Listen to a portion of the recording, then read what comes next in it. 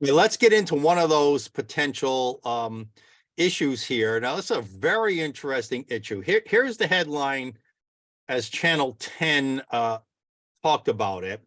So apparently in Smithfield, and you've got a lot of friends and contacts there. Now you're from the Gloucester, Foster Gloucester and Gloucester school, but you monitor pretty much every school committee in the state. And right near you is Smithfield. There's a proposed change to their transgender policy. What is Smithfield's transgender policy now policy A, B, when it comes to notifying parents, and what is the proposed change? So the issue came up because the school committee is considering renovations to bathrooms. And as an offshoot of that, there was a review and consideration of the current transgender policy to make sure that their proposed renovations were going to be in compliance with it. And the Smithfield policy— Federal Title IX laws you're talking about? I don't want to speak for them, but I do know that the factor that caused them to consider the policy was renovations to the bathrooms. What are you saying, compliance? You're saying compliance with rides guidelines or federal Title IX guidelines? I think they were looking at their policy to see what their policy said and if it referenced any other guidelines. All right, sorry, go on. Go ahead. So they put the item on the agenda and they had a careful review. So I think what's important for your listeners to know is that the Smithfield policy says that if you are in the elementary schools, right, K through 5, typically would be elementary, parents will be notified. The kids are too little. There's no question about that. That's the way the policy's been. By the way, the policy was implemented in 2018. Notified if there's any transgender discussion. That's right. So the policy is very clear that the school administration will involve the parents if it's happening at the elementary level. Then there's a separate section that deals with secondary, right, which we would consider K6 through 12 in most cases. And what the policy says then is that typically the parents are already involved if there's an issue of accommodation through grades 6 and 12, but it does have a line in it that allows for kids who are just realizing perhaps that they're transgender or non-conforming or exploring different gender identities. And then it has some discussion of what happens then. What happens if the student wants to transition and also doesn't want to tell their parents. And there's a key line in there about the administration would then review the position of the student and notify that, decide together with the student.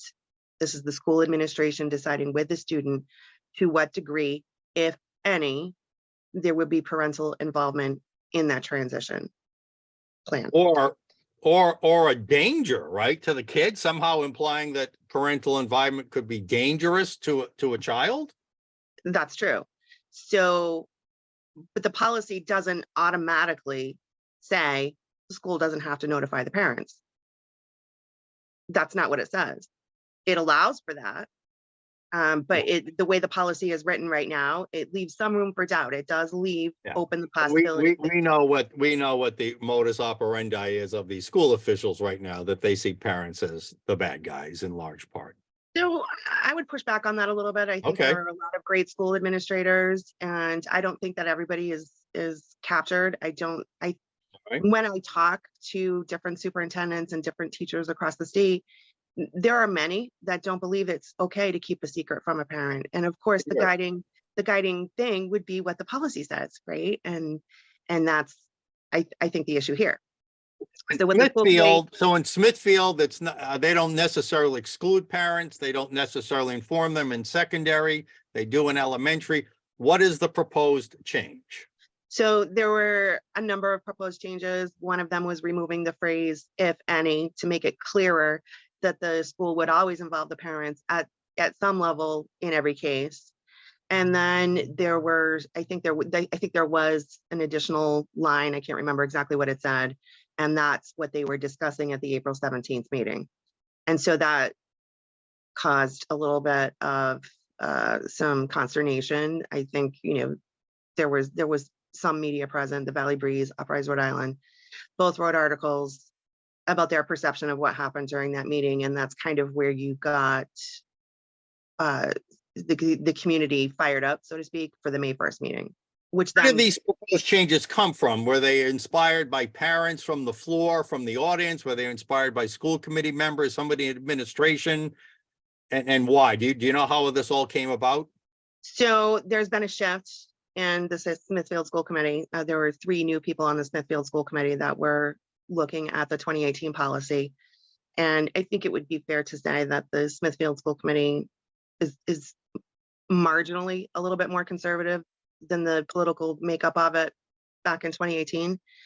And I think that there's a real push among the members of the school committee to engage parents, to involve parents, and also they want to listen to their community. So I couldn't tell you who wrote the sentence, and you know, there was a lively debate on April 17th about what should actually be happening. The bottom line is the bottom line is it probably wouldn't have come about had there not been, as like you said, a little shift in the makeup of the school committee, which went a little more conservative after last election, right? I don't know. Okay. I But think that- that but I it think did that's shift. fair to assume. I Yeah. think the primary factor was the bathroom project. Okay, got it. All right, I got it.